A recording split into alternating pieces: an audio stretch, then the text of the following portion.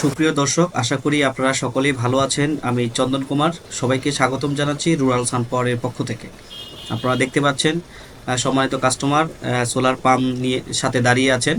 আসলে এখানে যে পাম্পটি দেখতে পাচ্ছেন এটা মূলত 5.5 এসপি অর্থাৎ 5.5 ঘোড়ার সোলার চালিত সাবমার্সিবল একটি পাম্প। এই পাম্পটার বেসিক কিছু তথ্য যদি আমি বলি, এই পাম্পটার যে বোরিং, এটার বোরিং ছিল 8 ইঞ্চি। সর্বমোট বোরিং করা হয়েছে টোটাল 100 ফিট। বোরিং এর বিষয়ে আরো বিস্তারিত তথ্য জানতে হলে অবশ্যই আপনার এলাকার লোকাল যে বোরিং মিস্ত্রি তাদের পরামর্শ নিতে হবে, কেননা আপনার এলাকার মিস্ত্রি আপনাকে সঠিক ধারণা দিতে পারবে যে আপনার কত ফিট বোরিং করতে হবে। এবং আপনারা অবশ্যই বোরিং মিস্ত্রিকে বলে দিবেন যাতে করে বোরিং করার সময় বোরিংটি ভালোভাবে করতে পারে এবং ভালো মতো ওয়াশ করে দেয়। তাহলে কিন্তু আপনার এই সোলার পাম্প থেকে পর্যাপ্ত পরিমাণের পানি, আমরা যে পাম্পগুলো দেই সবগুলোই বেশি পানির পাম্প, আপনার বোরিং এর কারণে কিন্তু অনেক সময় পাম্পের পানি কমে যেতে পারে।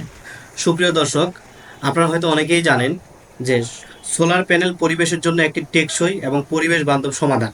এর ব্যবহার বৃদ্ধি পেলে পরিবেশের উপর ইতিবাচক প্রভাব পড়বে। এই বিষয়ে আপনারা যারা জানেন না তাদের উদ্দেশ্যে এই কথাগুলো। এই বিষয়ে আরও জানতে হলে অবশ্যই আপনারা ইউটিউব, গুগলের সহায়তা নেবেন। সেখানে অনেক গুণীজন, অনেক নামি দামি বিজ্ঞানী যারা পরিবেশ নিয়ে চিন্তা করেন তারা কিন্তু সুন্দরভাবে বিশ্লেষণ করেছেন। আমি ছোট্ট করে দুই একটি কারণ যদি বলি, আপনি সোলার প্যানেল পরিবেশের জন্য খুবই উপকারী। এর প্রধান কারণ হচ্ছে জীবাশ্ম জ্বালানির উপর নির্ভরতা কমে যায়। সৌর প্যানেল ব্যবহারের মাধ্যমে বিদ্যুৎ উৎপাদনের জন্য যে কয়লা বা পেট্রোলিয়ামের মতো জীবাশ্ম জ্বালানি ব্যবহার সেগুলোও কিন্তু কমে যায়।